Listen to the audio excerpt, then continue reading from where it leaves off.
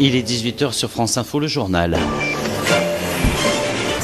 Il a cédé, il a renoncé à quasiment la moitié de sa prime, mais pour le gouvernement, ce n'est pas assez. Michel Combes, l'ancien patron d'Alcatel-Lucent, doit encore faire un effort, dit Stéphane Le Foll. Vous allez aussi entendre la méfiance d'un ouvrier de l'usine Smart de Ambach en Moselle. La direction propose de passer aux 39 heures contre des garanties sur l'emploi. L'actualité, c'est également le verdict attendu au procès du petit Bastien, de ses parents, aux assises de Seine-et-Marne. Et puis Yannick Noah va redevenir capitaine de l'équipe de France de tennis. On vous le révèle sur France Info. Il a accepté la proposition de la fédération. Le temps se gâte pour le week-end, de la pluie et de la grisaille sur l'ouest de la France demain matin. Et puis sur l'est, au fil de la journée, vigilance orange d'ores et déjà dans le Gard et l'Hérault. Il fera 16 à 25 degrés. On retrouve Joël Collado en fin de journal en direct de Météo France. France Info.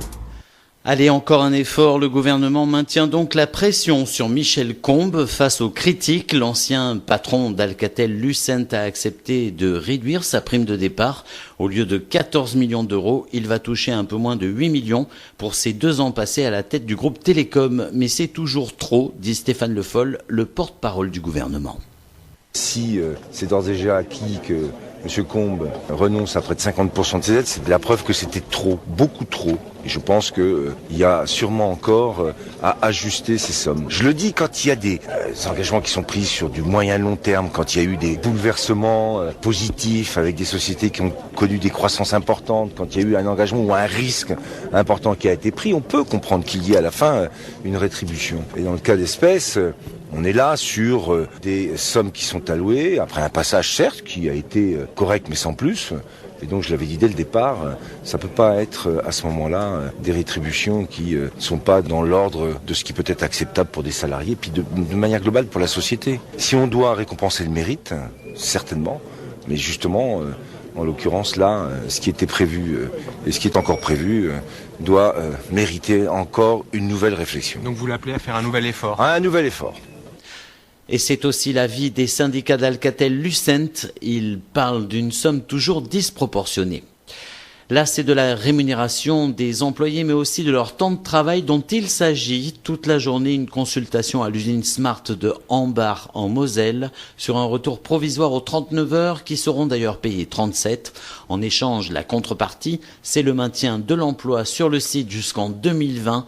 Marché de dupes, pense cet opérateur qui travaille à la chaîne. N'importe quel ouvrier dira non. Normalement, c'est à l'État de dire 35 heures, 39 heures, ou c'est pas payé en heures supplémentaires, c'est payé même pas en heures normales, payé à 6 euros et quelques. On accepte bien de travailler plus, mais il faut être payé plus. Ils font plein de promesses, mais on sait pas jusqu'où on va aller en fait avec la Smart. Ils promettent en tout cas le travail jusqu'en 2020. Mais on ne sait pas, personne n'a la garantie sûre et certain qu'on va travailler jusqu'en 2020. Si la direction essayait de passer en force, ça donnerait quoi d'après vous ? Une grève. Quel que soit le résultat, il faudra passer par un accord signé par les syndicats majoritairement hostiles à ce changement. Au moins 93% des salariés ont voté. L'actualité, c'est aussi le procès des parents du petit Bastien qui touche à sa fin. Les jurés sont partis délibérer il y a quelques minutes après la mort de ce petit garçon martyr.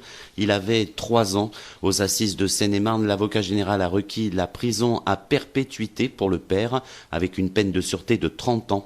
Mais il considère que la mère n'est pas complice du meurtre. Cécilia Arbona. C'est un réquisitoire à géométrie variable, mais il s'appuie sur des articles de droit très précis.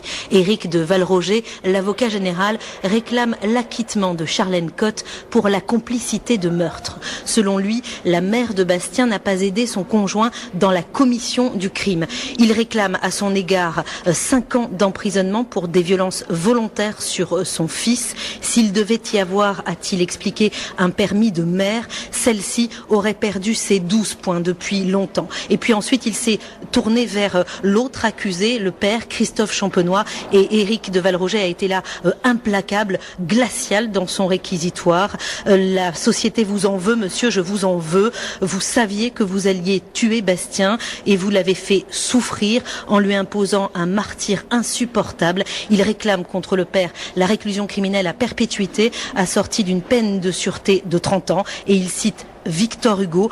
Il faudra un jour, monsieur, après le meurtre, voir le vomissement. Et ce jour est venu. Melun, Cécilia Arbona, France Info. Un prisonnier toujours en cavale après son évasion ce matin lors d'un transfert à l'hôpital dans le Val-de-Marne. Les complices attendaient le jeune homme de 17 ans, détenu à la prison de Fresnes, armé et avec une bombe lacrymogène. Ils ont réussi à partir avec lui à pied. Cet évadé notamment était sous le coup d'une condamnation pour vol aggravé.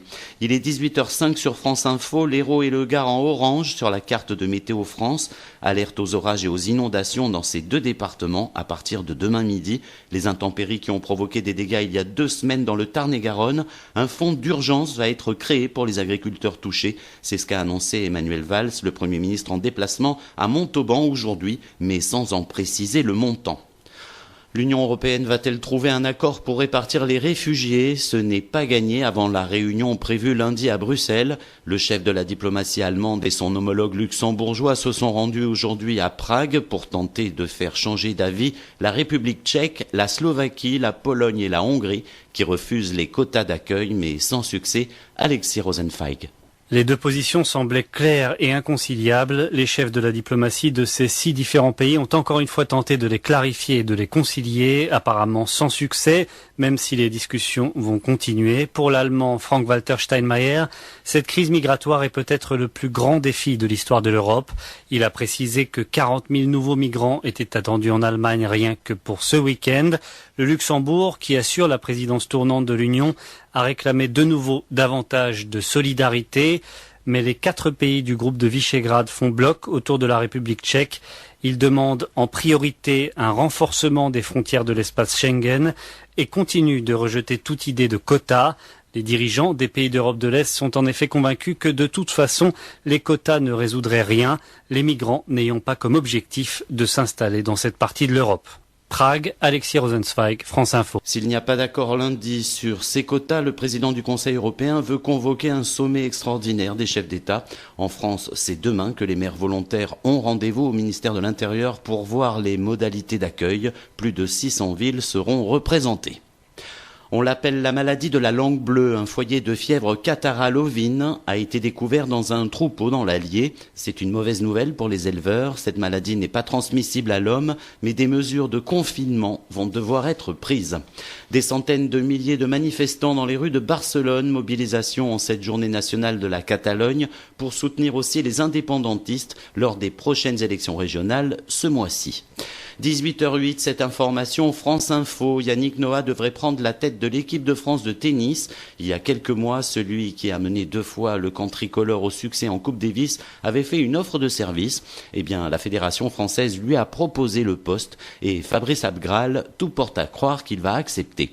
Ouais, Noah a accepté de toute évidence le poste de capitaine. Il aurait à ses côtés Cédric Pioline. Pour l'instant, évidemment, pas de confirmation de la part de la Fédération française de tennis. Il faut dire qu'Arnaud Clément est toujours en poste. Il a un contrat jusqu'à la fin de la saison 2016. Le seul problème, c'est que certains joueurs l'ont lâché. Jo-Wilfried Tsonga et Richard Gasquet ne soutiennent plus Arnaud Clément, alors que d'autres joueurs, en revanche, le soutiennent, comme Gaël Monfils, Gilles Simon, Nicolas Mahut ou encore Julien Beneteau qui vient de s'exprimer. Il vient de dire qu'il soutenait officiellement Arnaud Clément, que certains joueurs se remettent en question mais que d'autres ne se remettent pas en question. Il vise évidemment Jo-Wilfried Tsonga et Richard Gasquet. Beneteau est persuadé aussi qu'ils peuvent gagner la Coupe Davis avec Arnaud Clément en tant que capitaine. Pour l'instant, donc, la Fédération française de tennis ne s'est pas encore exprimée sur le sujet, mais Yannick Noah, de toute évidence, donc, aurait accepté le poste de capitaine avec Cédric Pioline en tant qu'entraîneur.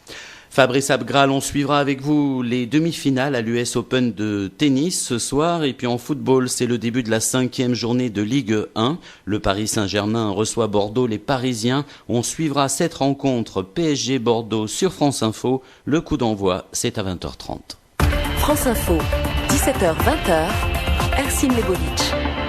La météo. France Info Météo avec Calipage. Toute la papeterie et toutes les fournitures scolaires.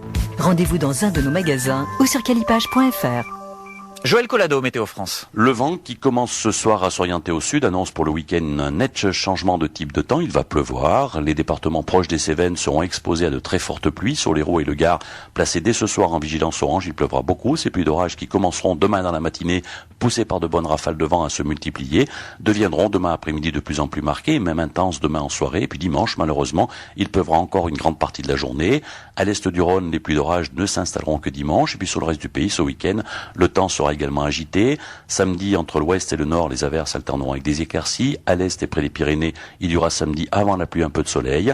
De l'Aquitaine au Limousin, de l'Auvergne à la Bourgogne, les orages attendus dès la fin de la nuit s'accompagneront localement de puissantes averses. Et puis dimanche, les averses un peu partout rythmeront la journée. Quant aux températures encore élevées demain sur le flanc est, en baisse sur un grand ouest, proche dimanche de 17 degrés à Brest, de 19 degrés à Paris, de 23 degrés en Alsace. Elles atteindront au sud autour de 25 degrés. Joël Collado, Météo France. France Info.